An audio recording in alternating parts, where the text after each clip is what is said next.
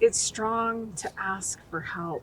It's brave to admit that you need help. If somebody that you love is struggling, there is help. And Yeah. there's really wonderful groups like my friend Joe Tuiano with I Love You Bro. There's the Here Brotherhood. There's these groups where men can get together and they say it's not therapy, it's just being here. It's just being able to talk. And I feel like men suicide rates are way higher. 80% of suicides are men. And It's because we have to be all macho, right? And we can't show emotion. I think it's beautiful to see emotion. I do too. We're crying humans. already. We're both humans, and it's okay to show that. It's okay to be authentic. It's okay to be vulnerable. It's okay. Like any of those feelings you're feeling, or if you see someone going through it, pull them aside. Like it literally is a matter of life and death, and just say, "I see you, and it's okay. Let's talk through this. Let's go get help. Let's go see somebody because you don't have to be everything to everyone." Yeah.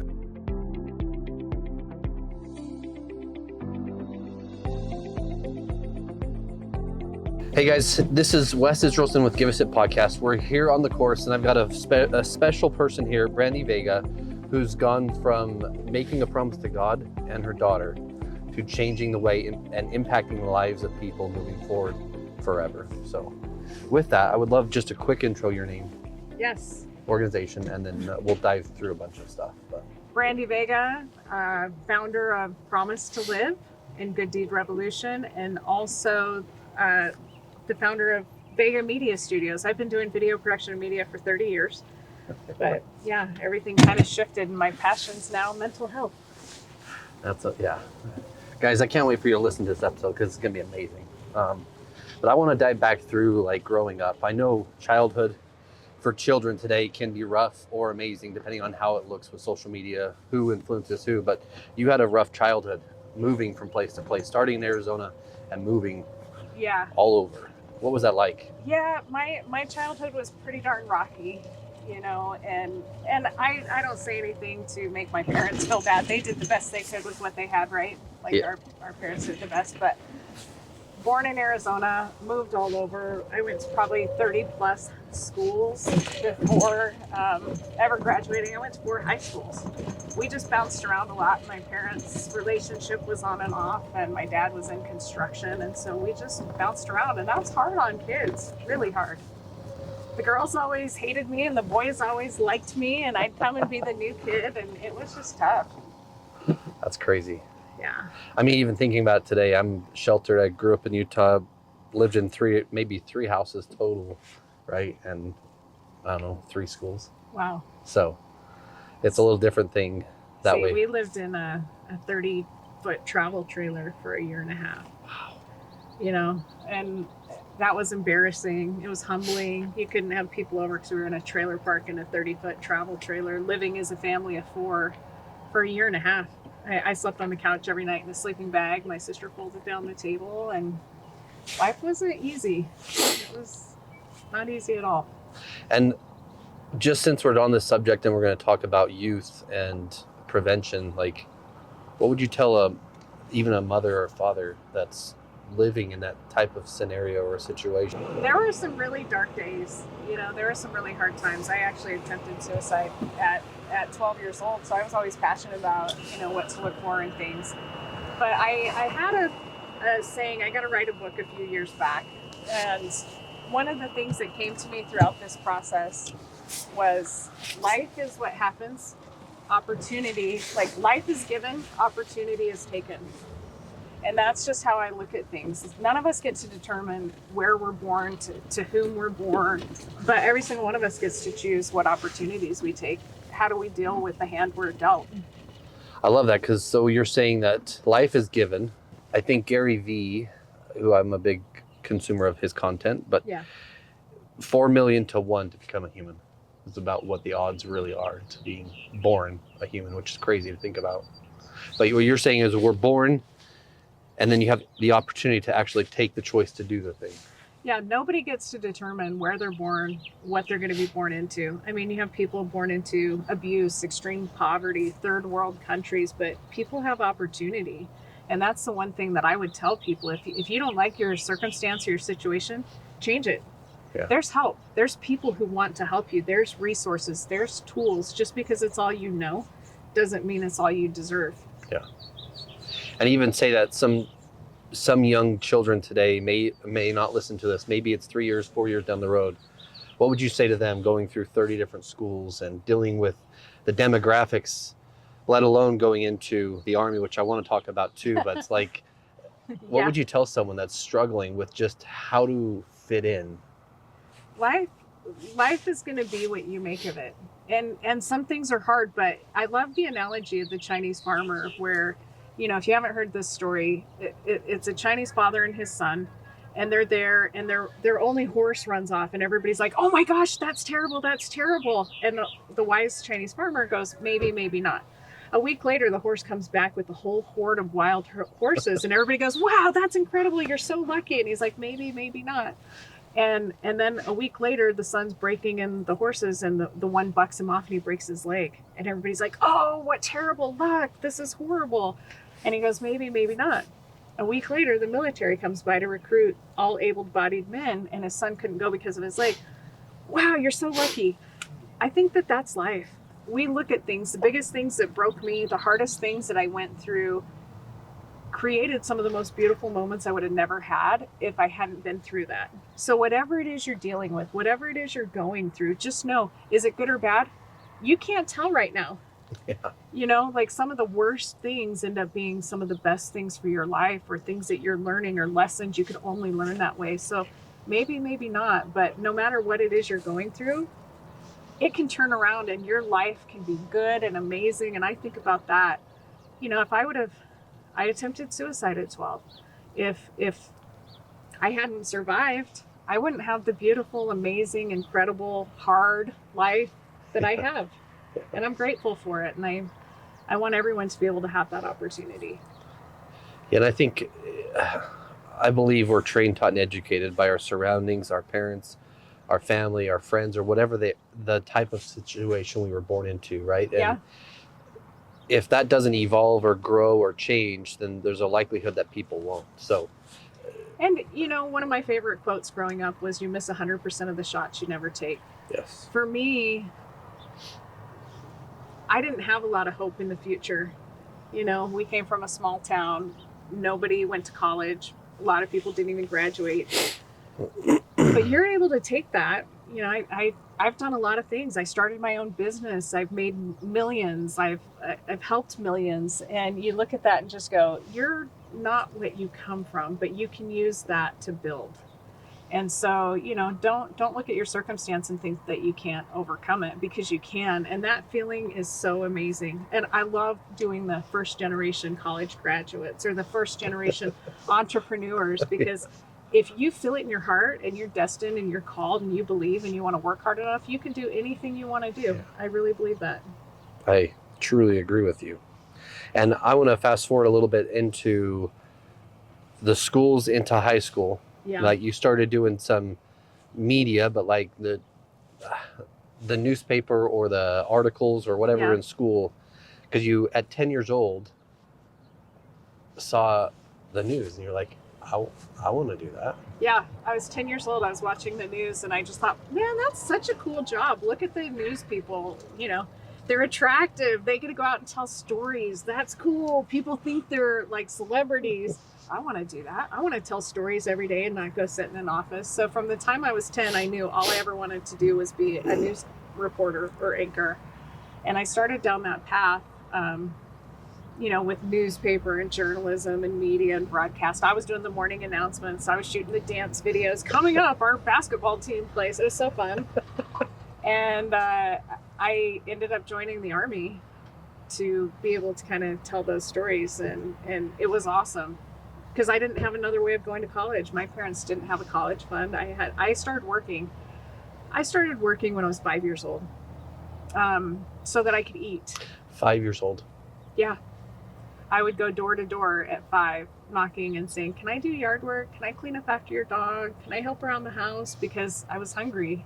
Jeez. And we didn't have food. And, at 13, I was so ashamed. I had bad teeth and I wouldn't smile. And I was actually 12. I lied about my age at a motel and told them I was 13. so that I could get a job. And I saved $500 for a down payment for braces so that I could smile. And I understand the value of hard work. Yeah. And I've had to work for everything I've ever got. I mean, you just said that without saying that, right? I mean, you're fortunate enough to have changed and grown and built, but you knew I can never go to college. Like, no. I'm not going to do that. What can I do? I love news and media, so I want to. If I join the Army, like I could do that. Yeah. Well, and for me, I was like, I can't pay for college. It's going to take me 4 years. How am I going to do that? And then the Marines called me out of the blue and they're like, hey, what are you going to do with your life? I said, I'm going to be a reporter. Well, we have that in the Marine Corps. I was like, you do? I didn't know anything about the military. I didn't grow up with it. The Army, Navy, Air Force, Marines, Coast Guard were all the same thing to me. They were all the military. They were all the Army. So it's funny, actually, because the Marines called me and they said, well, come meet with us. And I thought, all right. I mean, I'm open to that. I'm 17. I drive around. I'm lost for 30 minutes. Finally, I go running in. I see a recruiting sign. I go running in. I'm like, I'm sorry, I'm late. They go, what's your name? Brandy. Yeah, sit down. I went to the wrong recruiting station. I wound up in the Army recruiting station. I always say if I would have been really lucky that day, I would have wound up in the Air Force. But at least I didn't get in the Marines. And, for me, it was 5 processes. I had to do the physical, the mental, the voice, a video, a writing, all this stuff. And I had to score really high. And I didn't know if I was smart enough to do it. But I kept just saying, like, blowing it off. Well, if I pass this test, I'll join. If I pass this test, I'll join. And I passed everything. And they actually offered me a fighter pilot. Really? They said, you scored high enough. You're the right size, aptitude. Do you want to be a fighter pilot? I was like, no. My recruiter lost his mind. He goes, are you kidding me? Do you know how many people come in here who want to be a fighter pilot? Or are dying to be a fighter? I was like, yeah, dying. Not me. I don't want to be a fighter pilot. I just want to be a broadcaster. And there was only 22 in the military that year, and I got that slot. Wow. Yeah. $1 million experience I wouldn't give you 2 cents for. I never wanted to do it again. I'm so glad I got to do it. But it was a nightmare. And honestly, I went through in 1996 my basic training, and it was the very first year they made it co-ed. They're like, let's pull the women and the men together for boot camp at Fort Jackson. And in an effort to show that it wasn't easier on the women, they actually made it harder. And I'll just tell you, there was only one other white girl. It was me and one other white girl, and that was it. So I learned about discrimination, racism, and also the drill sergeants hated me because I was this white, decent looking girl from Utah, and it was men. I literally did about 1,000 push-ups a day. 100 here, 100 there, 10 here, 10 there. Jeez.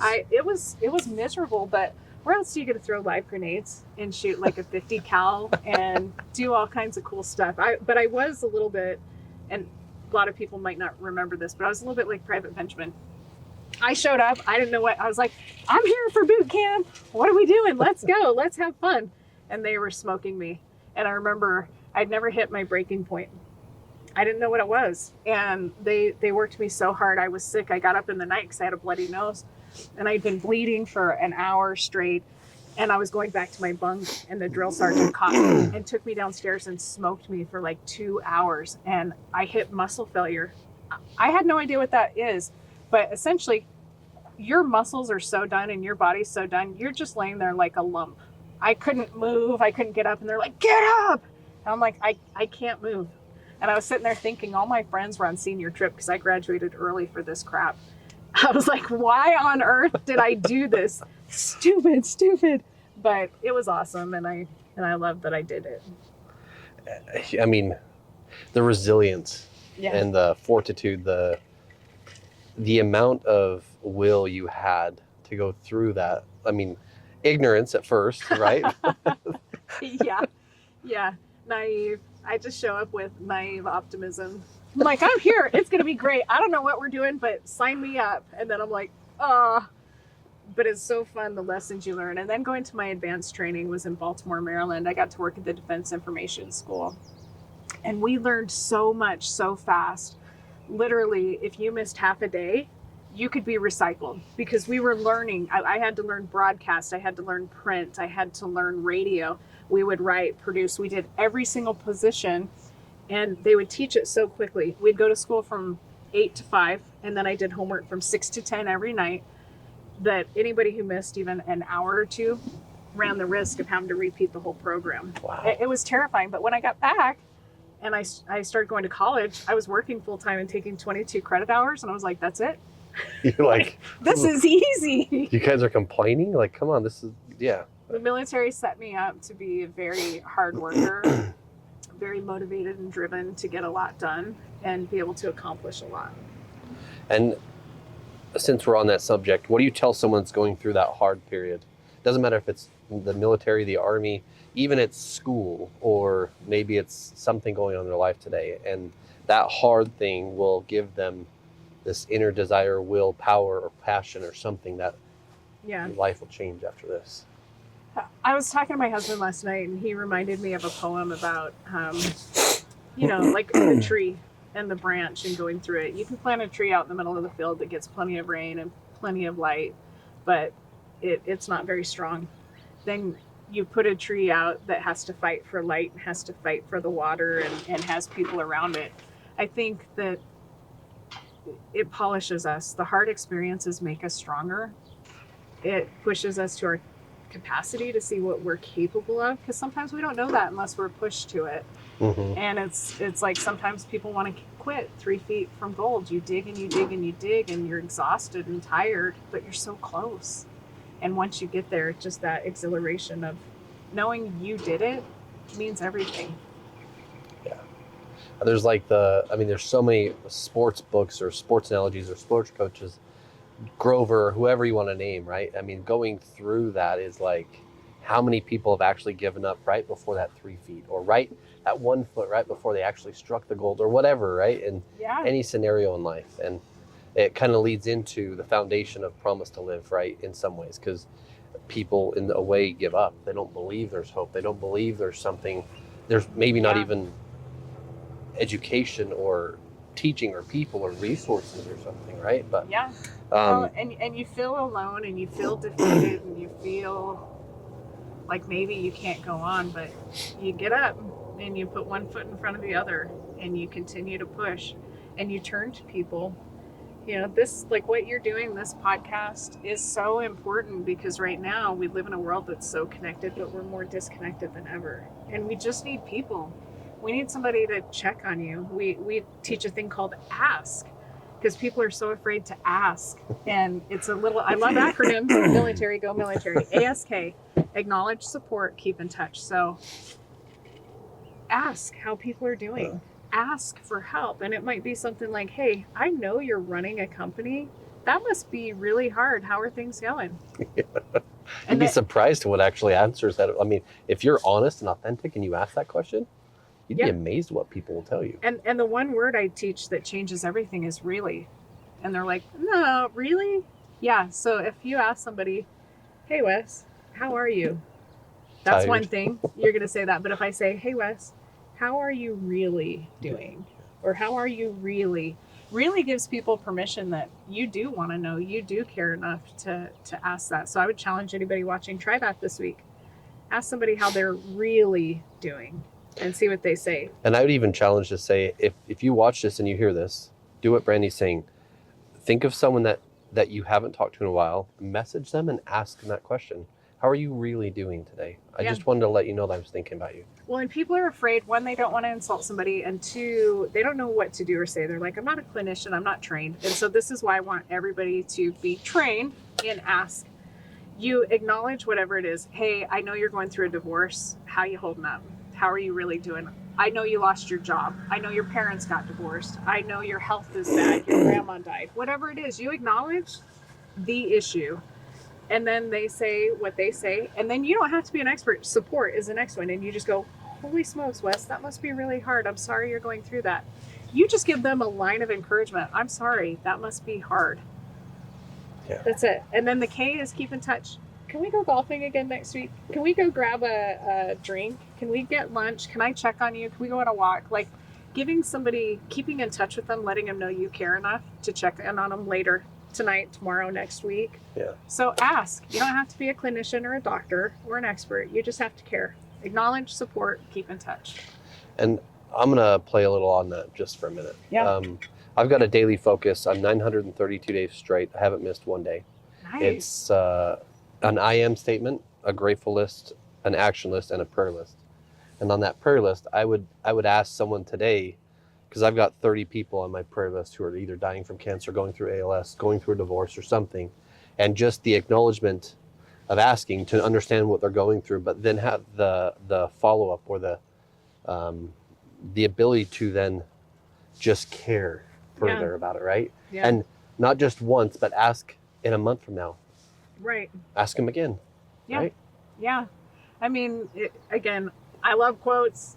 People don't care about how much you know until they know how much you care. Yes. And all of us are going through things. I mean, even successful CEOs, we've seen it time and time again. I actually had a situation where, we go out and we do Promise2Live and we give out our coins and stuff. And I gave you one. And so this is a Promise2Live pocket hug. And it says, when times are tough and you don't know what to do, here's a hug from me to you. I actually gave this out to, well, we give them out all the time at our town halls, at events and whatever. But I was speaking at a senior summit, and one of the guys came up to me and he said, I need to share something with you. And I said, what? And he's very successful. Everybody knows him in the community. They're like, oh, that guy, he's awesome. He's successful. He's put together. He's multimillionaire, all the things. And he came up to me and he pulled me aside and he started to cry. He goes, I don't want anyone to see this. He said, but I've never been the guy that struggled. So the people you think aren't struggling, I've never been that guy. I've never thought about suicide. He goes, a week ago, I was going to kill myself. I got hit with some devastating news. I've been in this deal. It was terrible. And I made a plan and I was getting ready to leave my house and I was going to go into my life.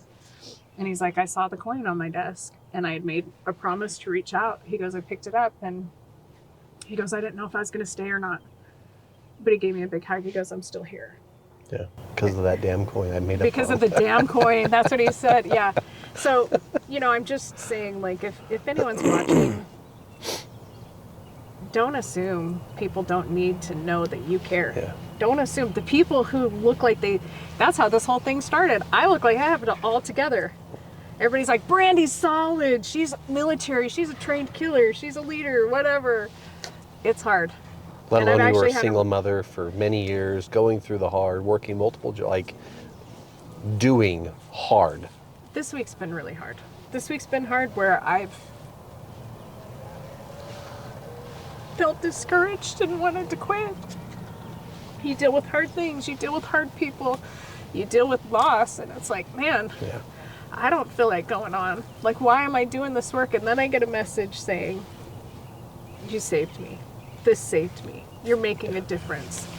And it makes it all worth it. So I'm like, that's how this started. Somebody sent me a generic pocket hug like 2.5 years ago and said, I see you, Brandy. I see you doing all this stuff. How are you really doing?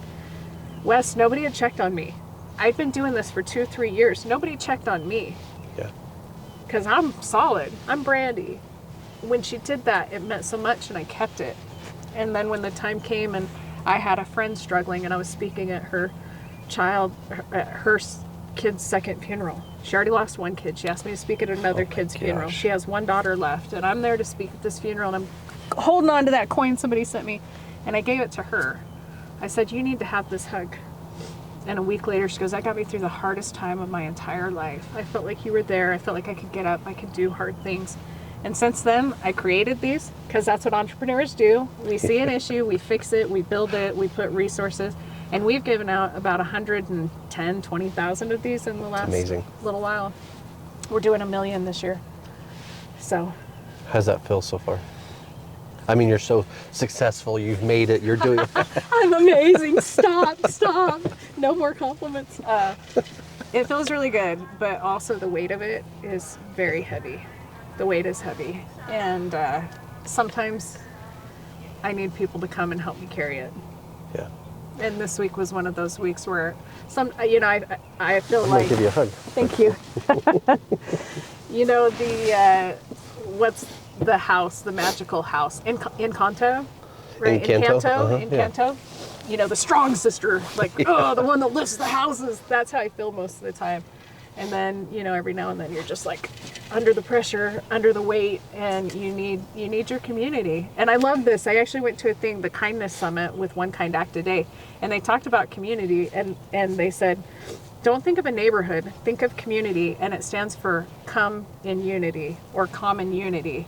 And I love that because now more than ever, we need a community. Yeah. We need to come in unity. With my daily focus that I've done, Ryan, who you met earlier this morning, and I'd encourage you to get to know, but he got me to go through my own boot camp. Satemanali, I don't know if you ever heard that name or not, but he looks like The Rock, but bigger. Yeah. Scared in hell. Oh, yeah. He was my coach. Oh, he's a big dude. I actually met him in North Carolina. Really? With Stephen Scoggins. Yeah, and I went through his program. Oh. And talk about change. Like, I showed up just like you. I'm ready to do this thing. I'm like, what? I called my wife crying the first night. I was done. I was ready to give up. I was ready to be done. And I've learned there's a difference between self-accountability, a coach accountability, and then what you're doing, the community accountability. Yeah. I think when you create a community of people who promise to live, who promise to devote something bigger than themselves, it changes the course of people's lives forever. Well, it's why we call it Promise2Live. It's twofold. The first one is for you, but the second one is for you. It's for the next person. It's those you love. It's those you care about. We're in this together. We need support. We need each other. Even when people are pushing you away, they still need you. Yeah. So, especially, and I'm just going to say it because that's funny in some ways, but like, you're successful, you're a CEO, you've made it. What would you tell someone today who's got little children and who's running a business? It's hard. Good job. You're doing better than you think you're doing. I had to tell myself, and I do believe it to a point, because quality time over quantity time. I also volunteered for 7 years and did Nobody Dies Alone at the hospital. I sat with a lot of patients. I think the key is meaningful and memorable experiences. Letting people know you love them. Let your kids know when you're with them. Give them quality. Give them your heart. Be open, be vulnerable, because some of us don't have the luxury. For me, I didn't have the luxury to be a stay-at-home mom. I had to work, and it was really hard to put my kids in daycare or a babysitter and to feel like you're failing at times. But I just tried to make sure that everything I did counted, and I tried to live truly with no regrets. That if I died today, which I saw a lot of people, because nothing's guaranteed. I saw a lot of people who started out their day and thought they were going to just go have a great day, and then they got an aneurysm and died, or were on life support. And that taught me a lot of lessons about living. Dying taught me a lot of lessons about living, because I decided that I would live every single day as if it's my last. And one day you're going to be right. But I don't want to have regrets. I don't want to say things that I would regret. I want to make sure that the people know I love them. I want to make sure that I always choose kindness and give grace and lead with love. Like, that's my catchphrase. I tell myself multiple times a day, choose kindness, give grace, lead with love. You're never going to regret it. Give somebody grace. I had a situation with a guy who was a total jerk, showed up late, was being very rude on one of my productions. I was the boss on this production. And he shows up in a bad mood, was being very mean, and I went over to tell him off. I was finally so angry. I thought, who does he think he is? And just as I got to him to say, what is your problem? This was my plan. Mike, that's his name. There's a lot of Mikes, so you don't know. But I was like, I was getting ready to say, Mike. Damn you, Mike. What's your problem? And right when I got there, I got this download that was like, be kind, be kind. And instead I said, are you okay? And he got tears in his eyes and he said, no, I'm not. Today's the anniversary of my wife's death and my little kids had a really hard morning. And he got big tears in his eyes, and so did I. And I just gave him a hug, and we stood there and we cried together. And I hugged this guy who I'd wanted to slug before. And I just thought to myself, how many times, when my daughter tried to kill herself, I showed up for the biggest deal in my life. And I'm standing there with so much pain and hurt and sorrow. And I had to show up and act like I wasn't going through it. Yeah. If you assume everybody's going through something, you're going to be right. So choose kindness, give grace, lead with love. And that's for you too. and live each day so that when you go to sleep and you might not wake up, that you go, I'm okay with me. I love the way my kids know they're loved. I gave them a hug and a kiss. I let them know they're my everything, my spouse, my employees, whatever it is. Choose kindness, give grace, lead with love. I want you to talk about it because it's a sensitive subject too, but what was it like when your daughter committed or tried to? Yeah, it was terrifying. You know, the first time she tried to kill herself, she was 12. And the shame and the fear and the stigma, we buried it like a dark secret. I didn't talk about it because I thought, my child hates me so much in her life, she would rather be dead. And I felt so ashamed and so humiliated and embarrassed that everybody's going to think I'm such a failure. And that on top of what I was going through. So we just buried it. And I carried that dark pain with me for 2 years until it happened again. And the second time I was just like, I can't do the same thing and expect it to be different. And, you know, I was begging God for a miracle because we didn't know for 2 days if she was going to recover, be functional. And for me, you know, whatever you believe, but my in God or a higher power, but I heard a voice say, I'll give you a second chance. There's not going to be a third. What will you do? And I was like, God, if you save her, I'll do anything. And he said, anything. I said, yeah. And within an hour, she woke up and I saw his hand in that. And she's been functional and you know, she's doing amazing things now at just 19, owning her own business, building professional mascots. She's doing the LA Clippers and the Mavericks and stuff. She's incredible. But at that moment, with the shame and the stigma and the fear, it was hard and scary. I didn't know what to do. And I felt like I had failed. Yeah. I think that the thing that's rung true so much with me is I believe that we train, teach, and educate our children, right? Yeah. And back to what you said originally is when you, as a parent, aren't showing them enough consistent love or enough presence or something, or even your spouse, because they're going to want that same type of relationship because that's what's been modeled their whole life, right? It feels like we failed. Yeah. And then you hear them say something like, I'm not great, I'm just not going to do it. Like, and that can build in their self-esteem, right? Mm-hmm. What do you tell a parent who's in that today that's struggling? Like, I was just on the phone with a family a couple days ago. I mean, I get these calls every day. Thankfully, the ones I get to talk to whose loved one's still here, but oftentimes they're not. It's not your fault. You didn't do anything wrong.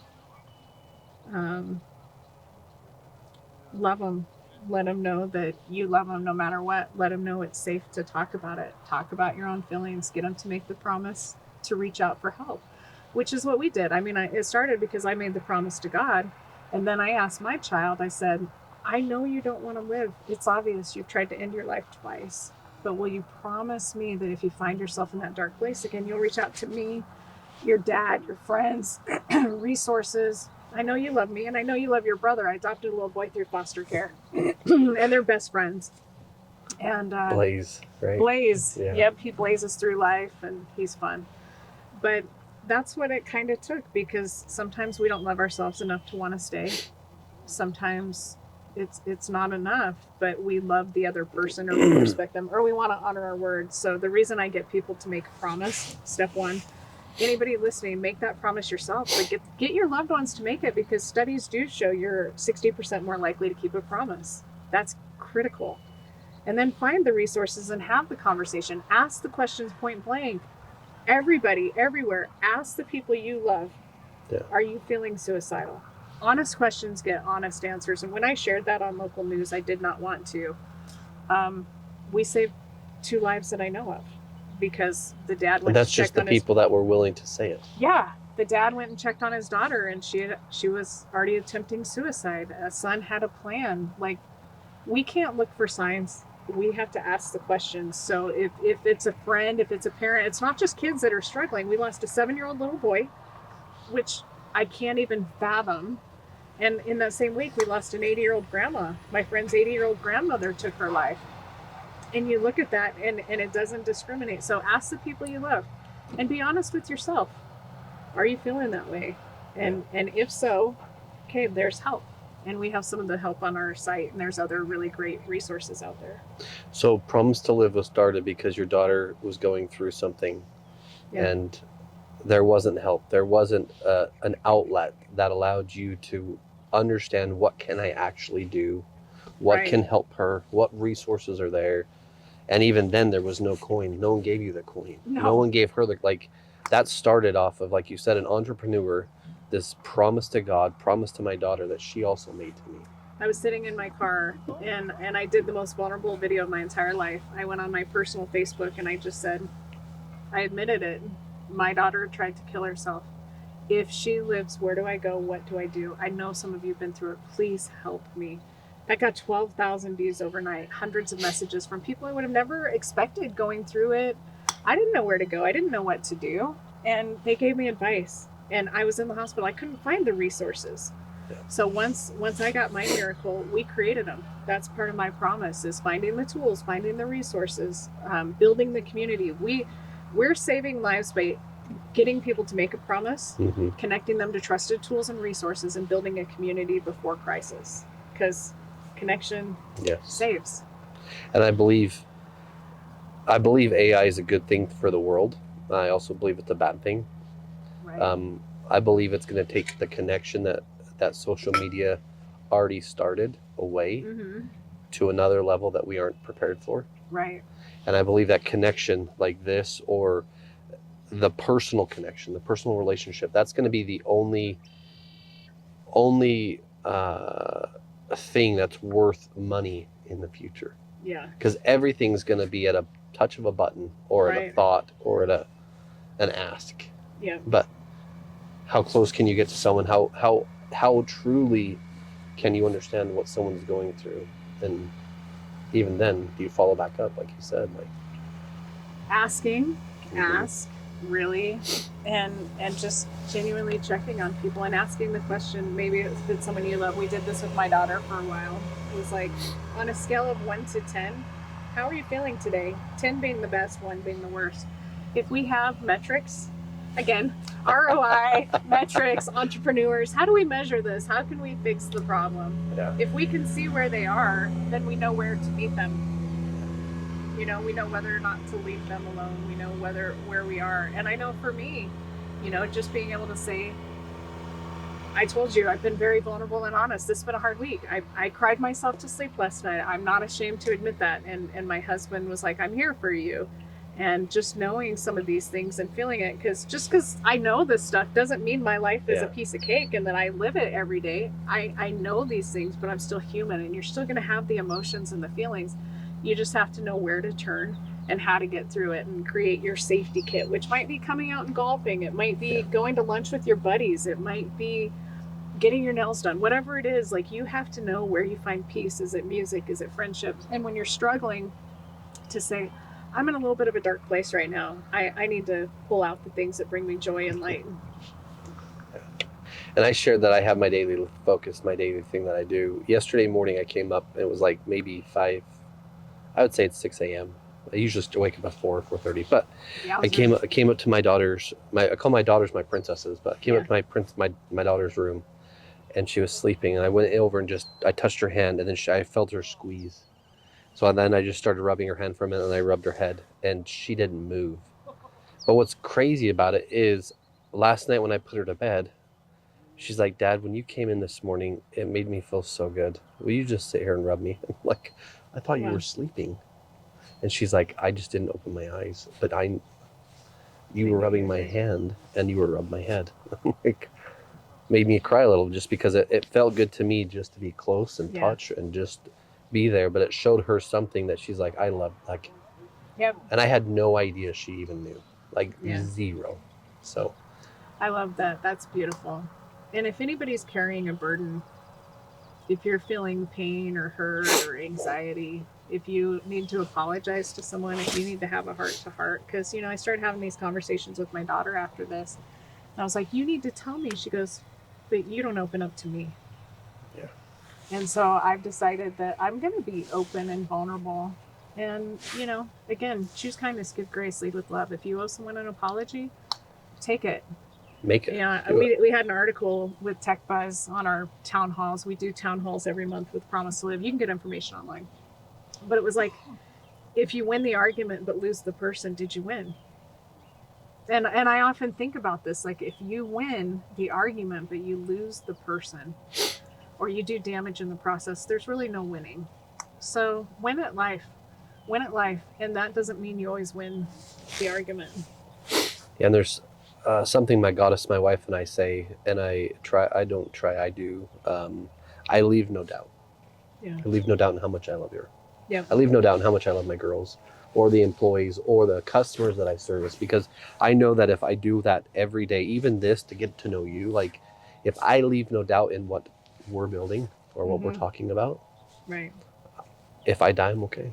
Yeah. Like I'm not. My wife would not be okay. But no. It would be hard. There's peace in your heart that is like you can't even measure the peace that comes with knowing that you loved. And the number one thing you can do is love yourself and love the people around you and let them know every day that you love them. Yeah. I mean, I sat with people at the end of their day and nobody regretted I didn't work enough.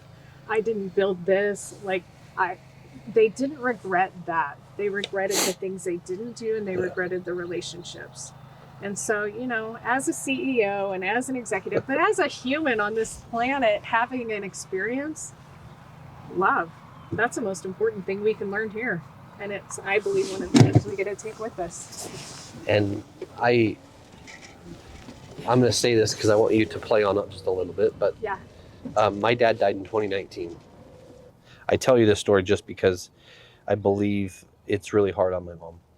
Oh yeah. And I also believe that the love I have for my goddess, my wife, like I don't want to understand what that's like. I told her I have to go first. Like I'm not doing it the other way. Like she's like, well, then I'm not doing it the other way. Let's just go off cliff when that time comes. I said, okay, great. Right? But yeah. I joke anyway, joking. But my point in it is there was a point coming through Satema's thing, and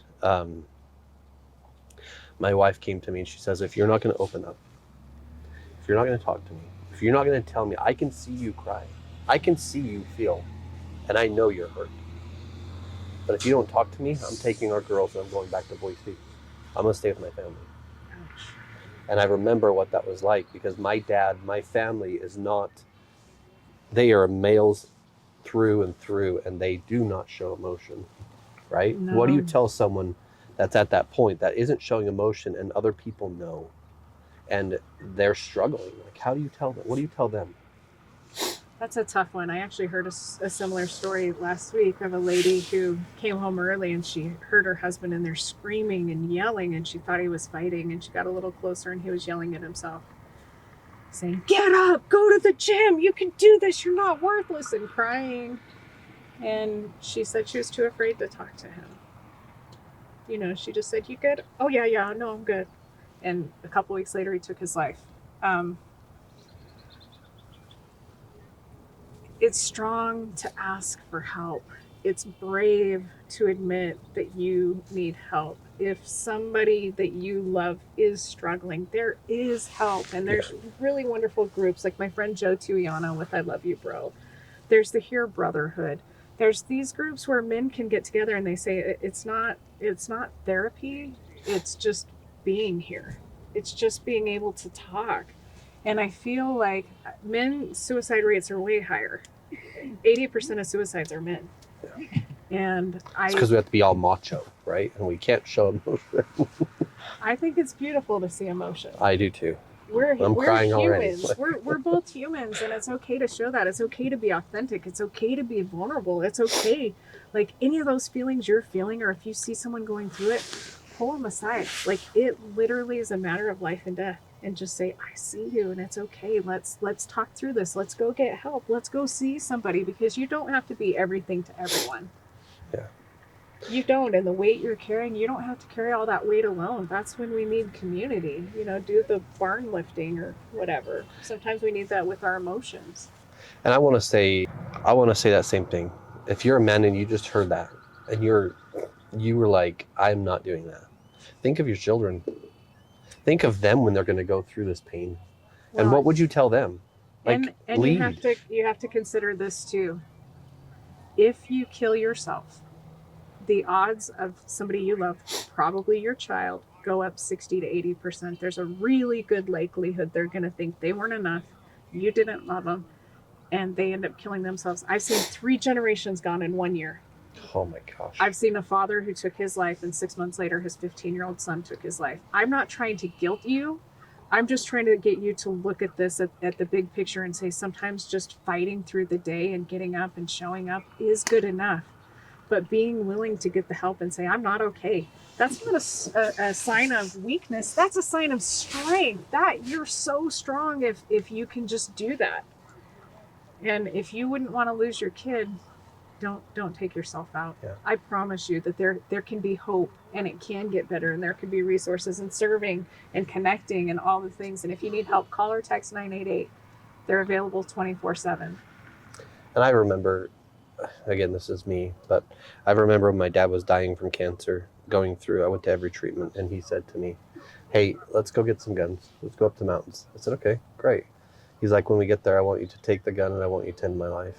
And I'm like, how dare you ever ask me to live with that the rest of my life? That's a coward's way out. I will never do that, and I won't be around you if that's the case. That's heavy. I'm sorry. No, I just, it's not meant that my dad was bad. He was dying from cancer, and his easy button was just to say, I'm done with radiation, chemo, immunotherapy, surgery, all that. Yeah. Well, and people might see me on a commercial for 988. I almost lost my mom a couple of years ago. This isn't just a thing I deal with my sister. She's got degenerative bone and psoriatic arthritis. She's in pain every day of her life. And it's hard to want to be here sometimes, but I'm just telling you, you can fight, you can get through it. We can help you. People love you. We would rather show up and support you in person than at your funeral. And what does success look like for Promise to Live? Success for me is we're doing 1 million hugs for hope this year. That's 1 million people making a promise to reach out, connecting to real tools and resources. We're providing that AI, mental wellness, peer support, self-guided therapy with our partners, telehealth, all the things. And we just want, success for me is people choosing to stay another day and not just staying, not just promising to live and getting by, surviving, but I want them to thrive. I want them to find hope. I want them to find joy. That's what we're here for, is to find joy and hope. Yeah. And I mean, how 1 million hugs? 1 million hugs for hope.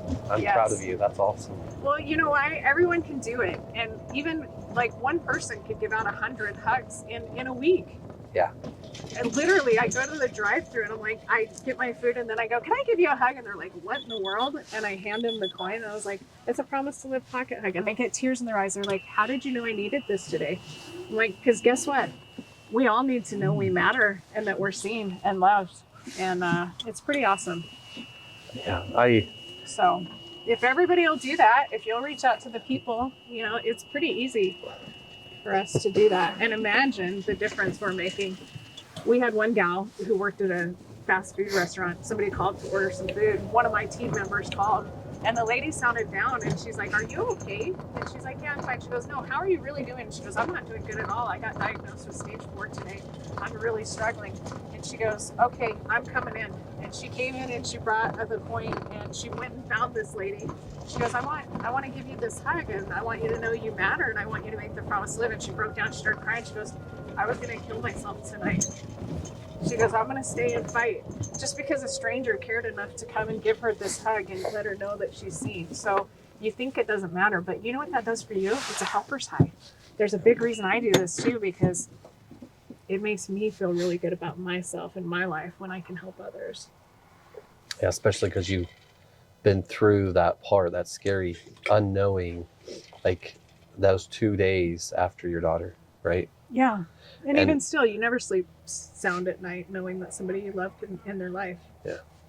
But when you choose kindness, give grace, lead with love, when you put it all on the table every day, that's all you can do. Yeah. And I'm in a group called Rainmakers. There's a couple people in that group that knew John Apsey very, very well. Oh, I love John. And he died earlier this year. I did not know him personally, but I heard he was an amazing person. Give you the shirt off his back. And he believes so much in your daughter that he did what with his company? I love John. He was the original Jazz Bear for 25 years. I knew him when I worked in TV, and I introduced my daughter to him, and he mentored her, and she's an incredible artist. And she worked for him for about 2 years. And when his pancreatic cancer got too bad, he said, "There's nobody else I'd rather trust with my company and this legacy than you." And he offered the company to my 19-year-old daughter, and she bought the company. We helped her in December. He passed away the end of January. And here she is, just 19 years old, running and building professional mascots and keeping his legacy going. And I'm just so proud of her. And I love him. Yeah. And I want him, I want him to feel that from heaven that, hey, we're continuing your legacy of the things you loved and the people you love and making people. That's the power of a mascot. Everybody loves you. You make them happy. You make them smile. You make them laugh. And that's why my daughter loved it so much. When she was so sad inside, she could step into a mascot and be the person she wanted to be. And that's why, we love continuing that for him. And it's such a blessing to see her building that. I think, at 19, building and continuing to grow a company, that's a hard thing for anyone. It was hard for me at 40. Yeah. And your daughter is doing it. She's meeting with, some of the top names in the NBA. Yeah. LA Clippers, Dallas Maverick, Carolina Panthers. She just is designing a brand new entire mascot for BYU, Idaho. They've never had one. They came to my daughter and said, "Will you design it?" And they loved her design, and she's building 2 right now. That's so cool. I'm so proud of her. Yeah. And every day is a blessing. We got to go out a couple of weeks ago, and I just look at her and I'm so grateful that I got the second chance. And I have a lady on my team who lost all 3 of her sons to suicide. Oh my gosh. And she said, "It's not fair, you got a second chance and I didn't get one." I just say, for anybody out there who's lost someone, this work is for you. We're in it for you. It's not lost on me. This is for every single person we've lost, or struggles, or the pain left behind, is that we do something to help. Yeah. So, help when no one knows there's help. Like, we say that AI's here. We say that I'm going to ask a question. What's the difference between knowledge and wisdom in your mind? That's a tough one. I don't know that I've thought about it. It kind of feels like a little bit of a trick question. Knowledge is knowing something. Wisdom is embodying it. The actual difference between doing what you know and just knowing. Okay. Right? So knowledge, and with AI, you can know anything. You can know all the resources, right? Yeah, of course. But I want people to take wisdom with Promise2Live. I want them to find the resources, find the knowledge, find the how, but then take the next step and take the action to make the promise. Right. I want you to too. Promise2Live.org. What was this experience like for you? What was Give Us It podcast like for you? I was terrified to come today. I haven't golfed in 20 years, and you want me to come and share my heart. We might show a clip of the clubs. We might. I'm just kidding. I dug them out of storage. They've been there 20 years, and they've been used like twice. I think there were like little mice running out when I got them, and cobwebs and stuff. But just being here with you and the other guys is so powerful, because I do believe in the community, that come in unity, and we need each other. So I feel very blessed and grateful. And it was, again, I've had a hard week. So for this, I'm also feeling really blessed, because I needed this, and I needed to connect with somebody, and I needed to share a little bit of the trials that come along with it, because life isn't always rainbows, puppies, and unicorns. Like, there's dragons along the way, and some weeks we have dragons, and I had one, but then you get something like this and you just go, thank you. I appreciate it. And there's a good friend of both of ours, someone I look up to very much. Yeah. And when we were talking the last 3 or 4 weeks, even at Failed Fest, really, because that's where I met Adam first too. Yeah. It was like, I know his story. I know what he's going through. I know what him and his wife Sarah go. Like, I know. Yeah. And when he said, "I'm willing to give up this other company because I want to dive full into it. I want to help," and I'm like, "That's my dude. That's like, I love him. And something came across, because there's the chunky golfer here that's also been through the Columbine shooting, lost multiple friends, and there were 60 funerals he went to at age 14 or 15. Wow. And I mean, he's also trying to push that same thing, just the mental awareness, like Tyson or I love you, bro. I've never met I love you, bro, Joe. but Tyson was on the podcast last time, and I don't know if you know him from Dad Bods and Beards. I do. Yeah. Anyway, It's great. Just reach out, just talk to someone. And how do people get a hold of you? What's the best way to get a hold of you? Well, you can go to the website, Promise2Live.org. We're online. We're on all the places. Anything Promise to Live, you can find us. And then I'm Brandy Vega. Find me on any of the socials. Send me a PM. I'm happy to connect. I'm here. And someone that's struggling with that today, that doesn't know what to do, can they reach out to you, or what's the best way to someone to get? You can reach out to me, reach out to somebody you love, call or text 988 24/7. It's available. And I think that's a good one, because you can ask what you're feeling. You know, is there a resource? Do I need to go somewhere? You can go to our website too. We have help on there, and you know, we're updating that as well. But there's a lot of tools, there's a lot of people. And if you're really struggling, talk to the person you love and let them know, hey, I'm not doing so hot today. I could use you. Yeah. I hope you will. I hope you'll make the promise. Thank you for being here. Appreciate it. Thanks. You're welcome. Guys, this is Give Us It podcast. You know someone who's going through a hard time. Do what Brandy asked. Just ask. Reach out and ask them how they're really doing, and follow up. Create yourself a task and just do it. I promise it'll change someone's life. And when you do that, your life will change too. Guys, this is Wes with Give Us It podcast. Share this with someone who needs this. Thank you.